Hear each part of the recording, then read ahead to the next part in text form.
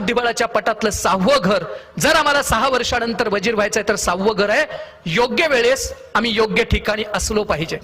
त्याचं साधं उदाहरण, मौली 2 दिवसापूर्वी विनय हिरेमठ नावाच्या भारतीय युवकानं अमेरिकेमध्ये उभी केलेली लूम नावाची कंपनी 8,400 कोटीला विकून टाकली.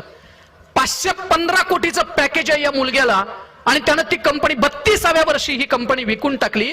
कारण काय माहित आहे? आता माध्यमात वेगळं कारण सांगितलं जाते, त्याची गर्लफ्रेंड त्याला नाही म्हणाली वगैरे वगैरे, पण त्यानं त्याचं कारण असं दिलंय की मला 32 वर्षाच्या आयुष्यात प्रचंड मी पैसा कमवला, पण समाधान नावाची गोष्ट काय असते मला कळालंच नाही. हे सगळं विकून मी हिमालयात जातोय. जर विनय हिरेमठकर जर माझा कधी संपर्क माऊली झाला तर त्याला सांगेन, तुला समाधान नावाची गोष्ट मिळाली नाही. 8,400 कोटीची तू कंपनी विकलीस, 500 कोटी 515 कोटीचं पॅकेज होतं.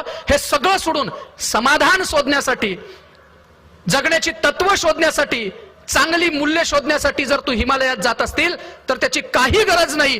कराडपासून फक्त 12 किलोमीटर अंतरावरती एकदा खारेवाडीच्या या माल रानावरती ये, तुला आयुष्यातलं सगळं मिळाल्याशिवाय राहणार नाही.